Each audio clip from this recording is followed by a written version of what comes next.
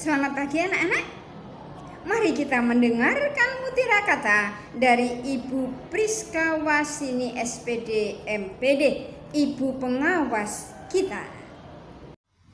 Begitu panggilan itu menggema, tapi kalau hati kita tidak kita buka, maka kita akan tidak bisa mendengar firman dengan baik, ya. Wow, seruling nih, ya, dibunyikan. Telinga kita tidak pasang untuk bisa mendengarkan itu, maka tidak bisa mendengar dengan baik.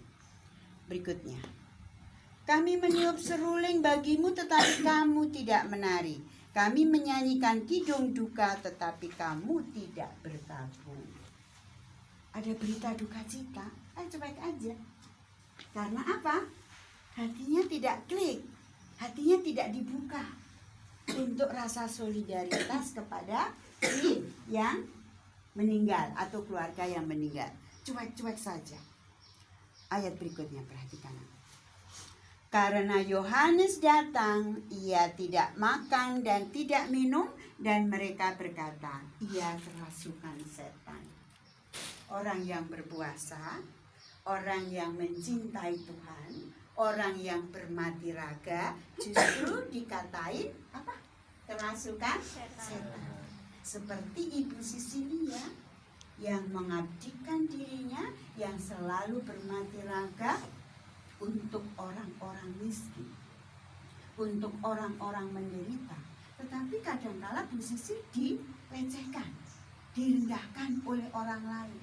Tapi Bu Sisi tidak melihat itu, dia tetap semangat, tetap mengabdikan diri kepada Tuhan. Seperti Yohanes itu, dia berpuasa, tidak makan, tidak minum, justru dikatain apa tadi nak? Kerasukan setan. Justru orang baik, orang benar biasanya banyak dibenci oleh orang lain. Dikatain, kok sok suci lo, sok mati raga lo, dan lain sebagainya. Nah, bagaimana sikap kita sebagai anak-anak terang? Kita lihat ayat berikutnya. Kemudian anak manusia datang, ia makan dan minum, dan mereka berkata, lihatlah, ia seorang pelahap dan peminum, sahabat pemungut cukai dan orang berdosa. Jadi tidak ada benarnya. Orang berpuasa salah, orang makan juga salah.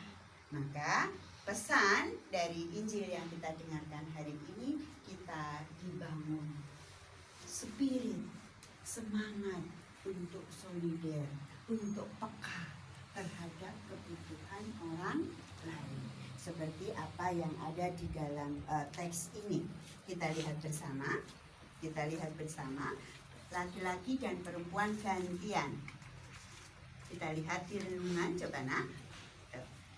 Tidak jarang dari situ. Kita baca bersama. 1, 2, 3. Tidak jarang dalam kehidupan ini kita memandang dan menilai banyak hal hanya berdasarkan kemauan diri kita sendiri. Sementara apa yang kita mau dan apa yang kita tahu syarat dengan kepentingan tertentu. Atau dengan kata lain, ada banyak modus di balik apa yang kita lakukan dan katakan. Demikian pula dalam hal beriman. Ternyata ada modus-modus yang bisa saja terjadi dalam proses itu. Injil hari ini menunjukkan kepada kita bagaimana Yesus menghadapi orang-orang yang tidak mau menerima baik pewartaan Yohanes Pembaptis maupun pewataannya.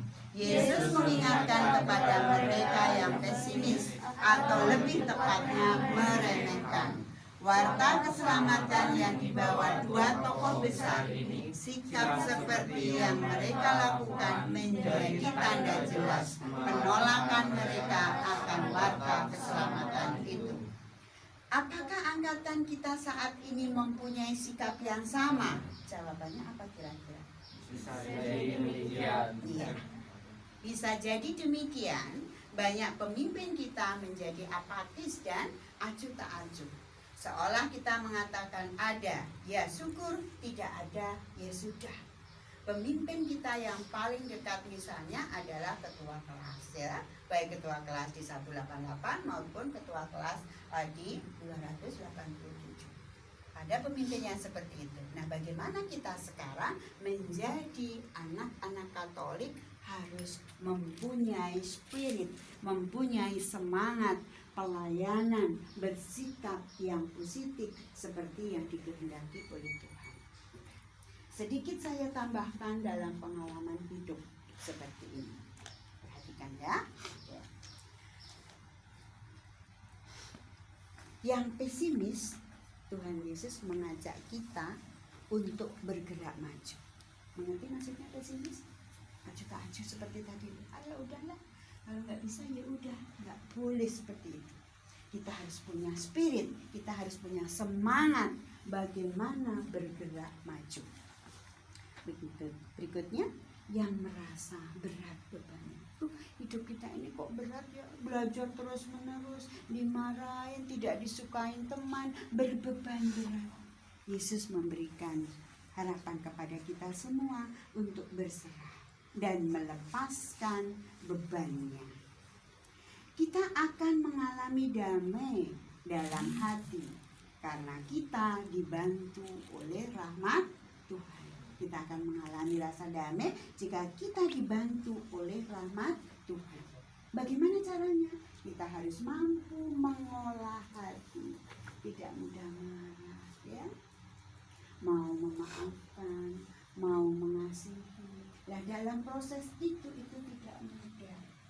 Perlu waktu, perlu proses, perlu kemauan di mana kita mau dibentuk menjadi orang-orang yang baik seperti yang dikehendaki oleh Tuhan, yaitu menjadi alter Kristus. Alter Kristus berarti bekerja, ya, bekerja bersama dengan Tuhan, teman kerja Kristus. Kok teman kerja, Bu? Iya, kita menjadi teman kerja Kristus karena kehadiran kita di mana saja kita harus menghadirkan Kristus yang menjadi kekuatan. Seperti itu ya. Berikutnya, Allah itu kasih. Apa buktinya kalau Allah itu kasih? Kalian pernah dimarahi oleh orang tua? Pernah. Kalian pernah dipukul oleh orang tua? Pernah. Kira-kira karena apa ya? Karena orang tua kalian sayang kepada kalian, ya kan? Kalau kita salah dibiarkan, berarti itu orang tua tidak mencintai kita. Seperti Bu Sisil, ya. Kalau melihat murid-muridnya tidak benar, Bu Sisil diam, berarti Bu Sisil tidak mencintai anak-anak. Begitu juga orang tua kita. Karena sangat mencintai kita, kadangkala kita dipukul, kadangkala kita dimarahi. Nah, itu maksudnya dibentuk untuk menjadi orang yang setia. Memang tidak mudah. Tidak mudah dibentuk menjadi yang baik. Kalian tahu kan pohon kelapa? Kalau mau jadi minyak goreng yang enak, itu prosesnya lama sekali. Kata Romo Yosef dalam sharingnya, dalam khotbahnya menyampaikan begini. Kelapa, tahu kan pohon kelapa? Buah kelapa tahu ya? Itu kalau mau mengambil menjadi minyak yang wangi, itu harus dikeluarkan sepetnya, harus dikeluarkan batoknya, harus juga diparut, lalu diperes-peres, lalu dipanaskan, baru bisa menghasilkan minyak